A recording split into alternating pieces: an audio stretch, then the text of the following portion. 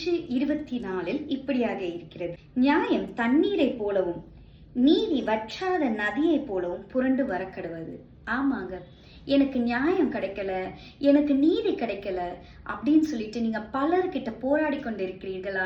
எனக்கு நியாயம் கிடைக்காம நான் விடமாட்டேன், எனக்கு நீங்க இந்த காரியத்துல நீதி கொடுக்காம நான் விடமாட்டேன்னு பல நாளா நீங்க கோர்ட்டுக்கும் இல்ல உங்களை ஏமாத்தினவர்களோட வீட்டிற்கும் நீங்க அலைந்து கொண்டு இருக்கிறீர்களா? இன்றைக்கு கர்த்தராகிய இயேசு கிறிஸ்து உங்களுக்கு நியாயம் தீர்க்கிற கடவுளாக இருக்கிறார்.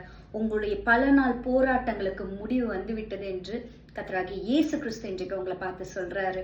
உங்களுக்கு நியாயம் கண்டிப்பா கிடைக்கும், உங்களுக்கு நீதி கண்டிப்பாக கிடைக்கும்.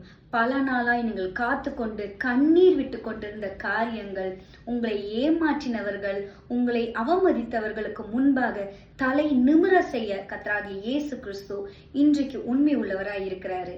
நீங்க பல நாளா காத்து நீங்க உங்க இருதயத்தை காயப்படுத்தி கொண்டிருந்த காரியம் இன்றைக்கு முடிவுக்கு வருகிறது. கர்த்தராகிய இயேசு கிறிஸ்து உங்களுக்கு நியாயத்தையும் உங்களுக்கு நீதியும் பெற்றுத்தர உண்மை உள்ளவரா இருக்காரு. விசுவாசிங்க, கண்டிப்பா நான் சொல்றேங்க, உங்களுக்கு நியாயம் உங்களுடைய நீதி உங்க கைகளுக்கு கிடைக்கும். கண்டிப்பா நிச்சயமா உங்களுக்கு நியாயம் கிடைக்கும். God bless you.